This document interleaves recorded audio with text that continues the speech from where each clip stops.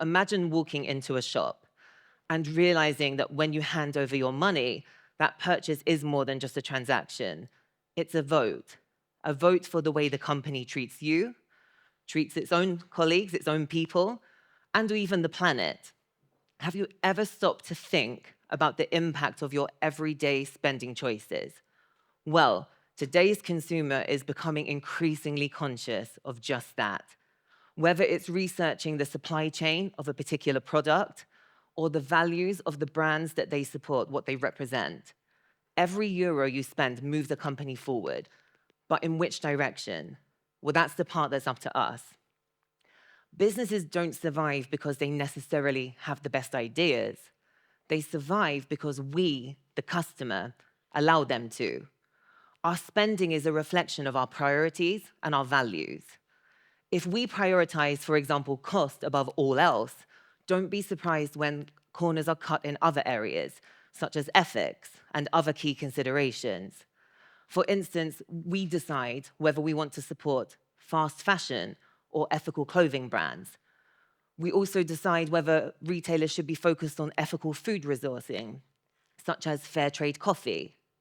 And we determine the quality of the customer service and the overall experience that we as customers are provided with.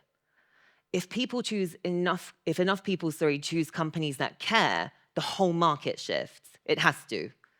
And that's momentum in action. One of the most effective ways that we can drive change as consumers is by complaining. Look, I get it. We don't really like to complain. It's awkward.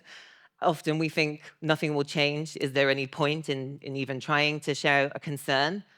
But actually, there is a lot of value in doing so, and I'm going to just walk us through it slowly now. So what if I told you that complaints are the most powerful tool we have? And I'd really like to change the negative perception of complaints and flip that on its head. Complaints are a fantastic way of us getting our voices heard. And for companies, they offer equal opportunity because they are a fantastic way to improve. And those improvements drive growth and business success. I'm fortunate to judge at several customer experience awards, and one memorable example was from a large clothing retailer that, by listening to its customer complaints, realized that their returns process was one of its biggest pain points. So what did they do? Well, they completely revisited their customer journey. Previously, their customers had to initiate the return, so let them know that they needed to send it back. They had to print the label, pack the item, mail it back to them, and then wait what usually took a couple of weeks before they would actually receive their refund. They changed this and allowed their customers to simply send them a photo of the defective product, because all they were doing with those returns was putting them in the trash. So there was no value in actually receiving them back. What they needed to see is that there was really a problem with the item they had shipped, right? So now the customer can just send a photo and receive a refund in minutes. Not only did it improve the customer experience, but it streamlined the company's operations, saving them valuable time and resources. Now, the companies that make it easy to complain are the ones that improve the most because they're receiving that feedback, right? That gold dust as part of their continual improvement cycles. So the key point here is that if we don't speak up, businesses will assume that everything is fine. Silence doesn't create momentum, action does. And speaking of our voices being heard, let's talk about how customers today are shaping the future of business through activism. We're witnessing and we're living through the rise of customer-led change. We, the customer, have never had more power than we do today.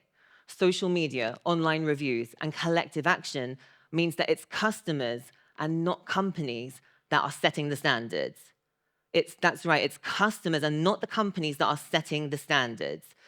What's the first thing you do when you're deciding on booking a hotel that you haven't stayed at?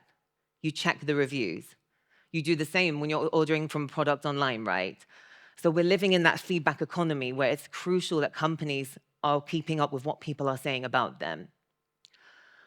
Contemplating whether to make an online purchase, again, you'll look at other people's experiences. You'll also compare. We're much more informed than consumers were previously. And what's crucial is when we as customers speak with our voices, but crucially with our wallets, companies listen. Can I have a quick show of hands? How many of you have used social media to share your experience with a brand? Okay, well, it's almost everybody. It's a lot of you. And you're not alone. It's easier than ever before to do so, right?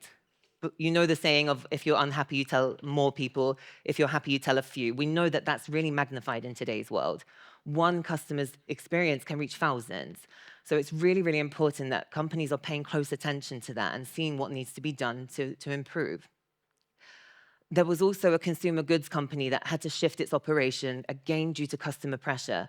The company announced a global plan to reduce its plastic waste, including commitments to make 100% of its plastic packaging recyclable and to significantly reduce the amount of virgin plastic that was used in its products. And that was single-handedly driven by its customers demanding these changes, demanding more sustainable practices. They spoke, and the company had to listen. Ask yourself, have you ever changed your mind about a brand because of something that somebody said to you? Somebody you know, somebody you trust, and that was enough for you to see that company completely differently, right? So that's how influential it can be.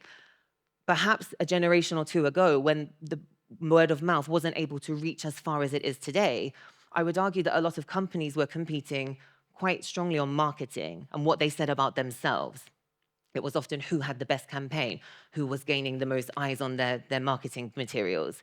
Today, it's far more important what others say about us from a company perspective. That's going to be much more influential, and we know that because we trust the people that are unbiased more than we would from a message directly from a brand, right? We are the ones shaping tomorrow's businesses, so our actions create the companies of the future. We play a crucial role in rewriting the future of business. Every time we spend, speak up, or share our experience, we create momentum. But the question is, what kind of momentum are we building? We must be intentional with our spending. We need to speak up when something isn't right and support businesses that align with our values. Don't continue to grumble about how a company operates, yet continue to spend with them and continue to give them your euro, your vote. Like this, they'll never change. And I liken it to a political party. If you vote for a party and you don't like how they treat you as a citizen, you don't agree with their policies, what they stand for, you wouldn't continue to vote for them, right? So why should it be any different for our commercial decisions? We all know that companies are there to be successful, to grow, to make a profit. So they're going to listen to their customers if there's anything that's going to potentially be a threat to that model. And they need to adapt. And that's what companies want to do as well. So it's a collaboration. Remember that we're not just customers. We are change makers. As consumers, we're more powerful than we may often realize. And every euro that we put determines what the world of tomorrow is going to look like.